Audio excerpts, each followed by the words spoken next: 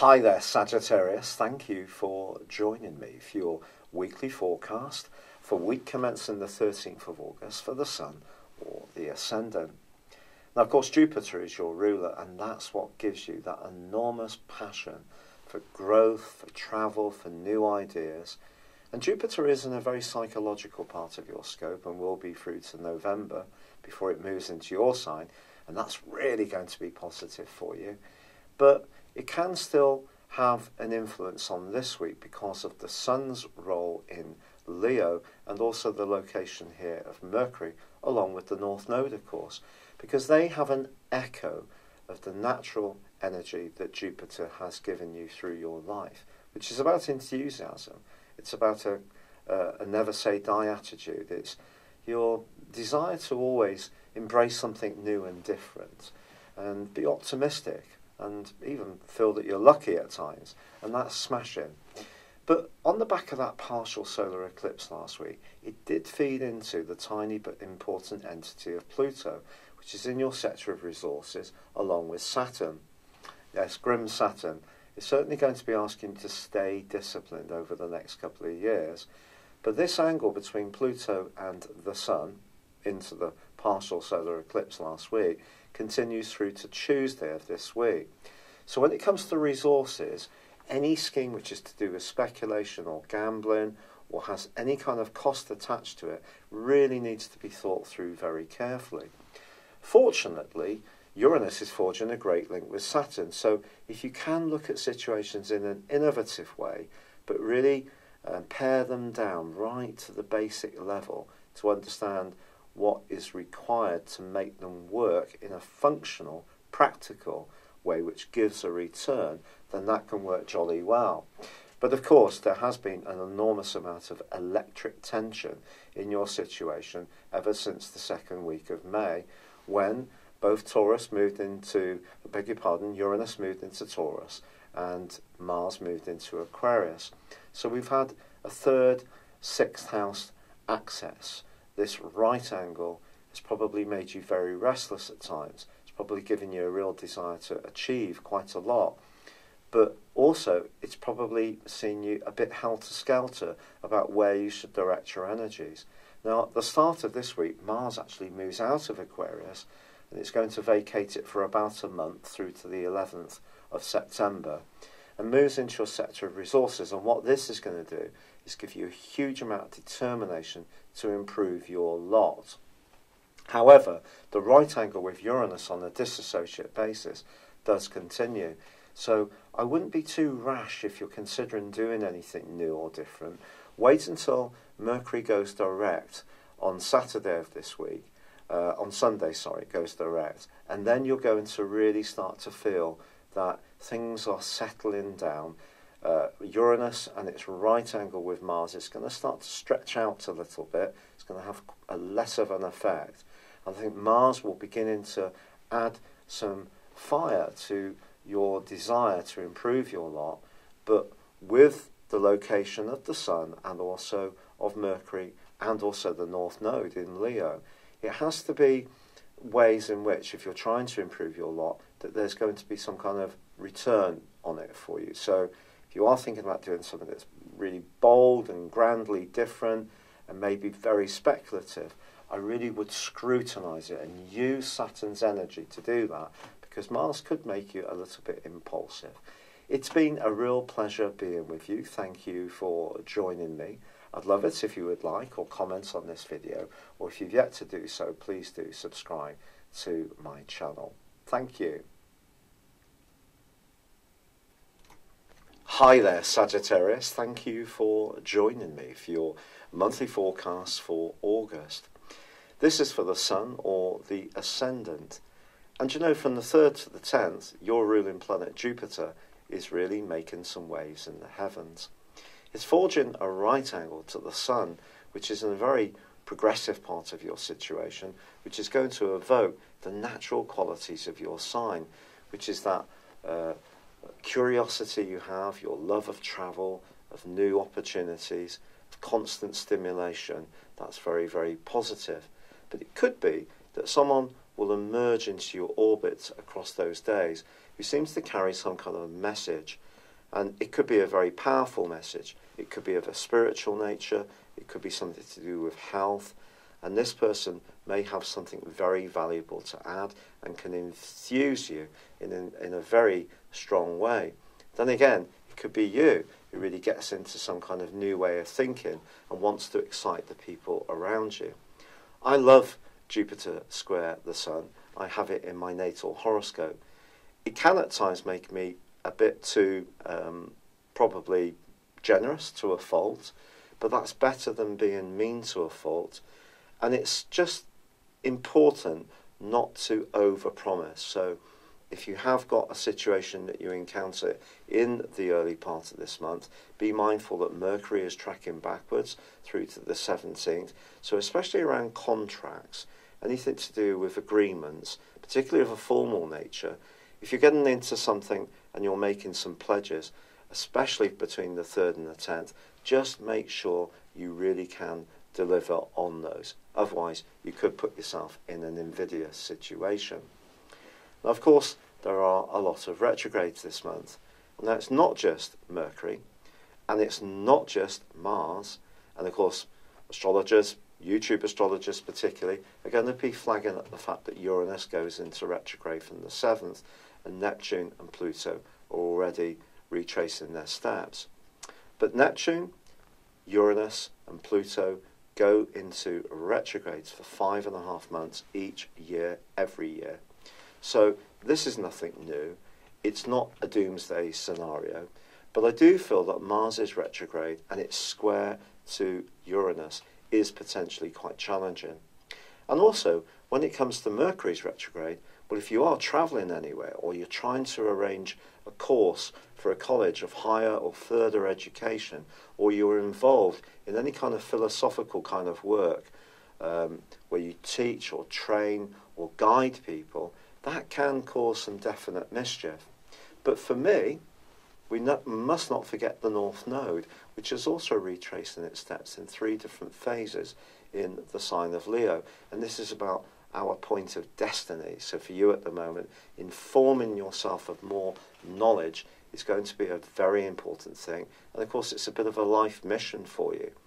But on the other side of the heavens, to the Sun, we have the gnarly and rather feisty Mars in the sign of Aquarius, where it's been since the middle of May.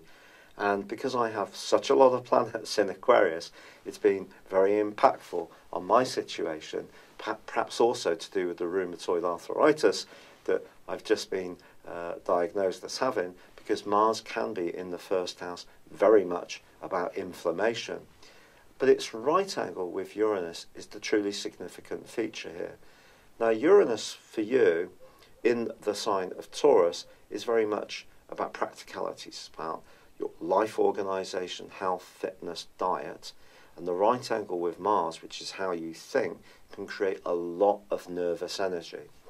So if you're experiencing somebody at work, for example, a line manager or a colleague, who tends to be very critical and doesn't see the big picture in the way that you have a real gift for, those are the kind of people that could easily push your buttons.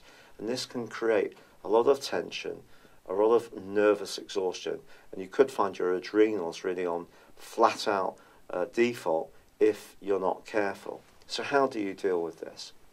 Well, I think it's important to understand that Uranus can be a force for good, so it can teach you a lot of things. Also, Mars in the sign of Aquarius for you in the 3rd house is giving you a passion about the things that you believe in, but the everyday things. So you might find yourself just being a bit blunter about just, everyday issues that you encounter, whereas the Sun and Mercury and the North Node are in the part of the horoscope in keeping with your sign, which is much more to do with higher philosophies, higher principles. So the important thing is to try not to sweat the small stuff, quite honestly, for you. Otherwise, you could end up in quarrelsome situations, which actually just see you drenched with sweat and feeling absolutely exhausted. Try not to cram too much in. Don't try to be too efficient.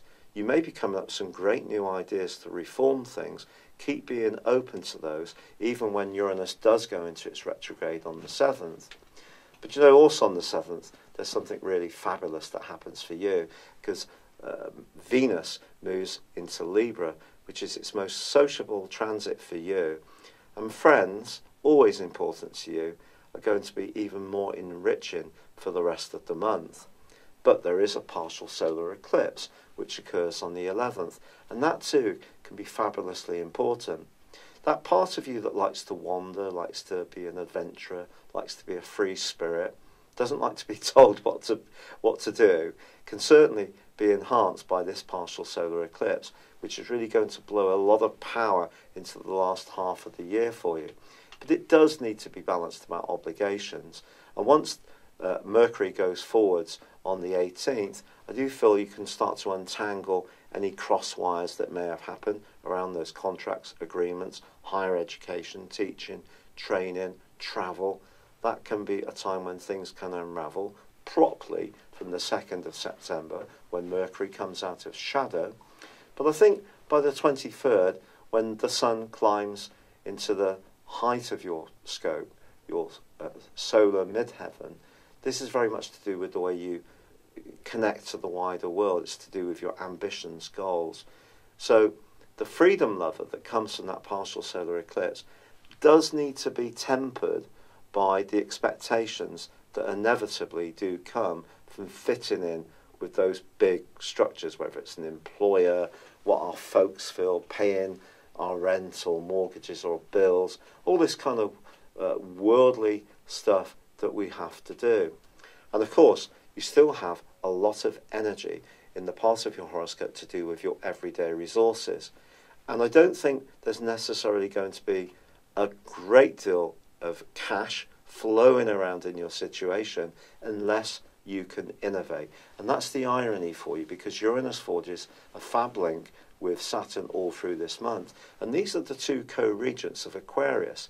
Aquarius energy is innovative but also traditional. So there could be something in your current situation that you can progress, develop in a very skilled way, so you're open to new ideas, yet you hold on to the husk of what gives it real stability. Also, because Jupiter's forging a fine link to Neptune all through this month, your hunches, the more inspirational and spiritual side of your nature, can also have a big bearing on how you play things. Now, ironically, Mars is going to join up with Saturn and Pluto on the 13th of this month, and is going to be there for the following month. So if you do want to attack an improvement in your resources, it's going to come about from then, and you could have some success in the following 2 weeks and in the first 2 weeks of September. You're certainly going to be much more feisty about getting on the front foot, demanding what you feel you're worth. Good for you. The sun moving into your 10th solar house on the 23rd will help this too. But on the 26th, the full moon, which occurs on the other side of the heavens in Pisces, just asks you within all of this to stay very closely in touch with your emotional needs, how you feel in any environment you find yourself in, and how you're linking with your family. So big ambitions, desires to improve your lot are all very well, but they have to fit into that side of you that wants to experience new things, that is open to new ideas, that likes to be a bit more mutable in your approach, so a bit more flexible and flowing. You don't like things to be too pinned down and regulated. But I think there is going to be, therefore, some trade-offs this month.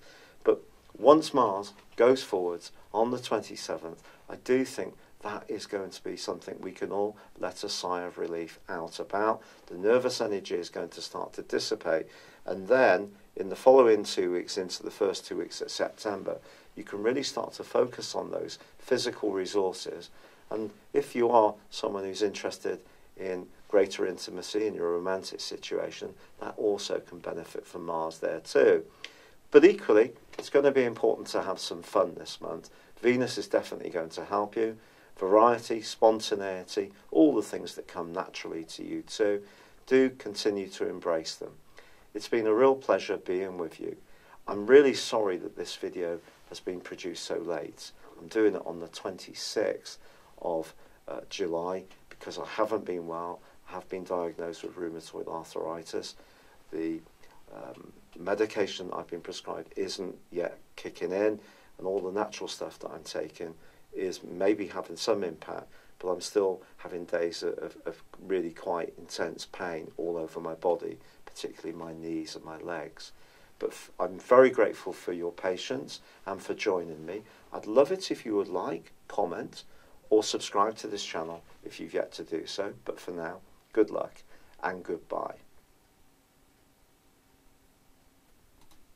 Hello, thank you so much for watching my video. I'd love you to join me at my Horoscope Ace app. You can find this at www.horoscope-ace.com. You can use it through Android, iOS, Apple, or Facebook. Check out your ascendant or your moon sign, or download your free birth chart. There's all your favourite videos, plus there are daily, weekly, monthly and yearly horoscopes for general, love, Chinese and Indian astrology. If your passion is tarot, there's my brilliant 3-card money or love tarot readings too. And it's all there at www.horoscope-ace.com. Thank you.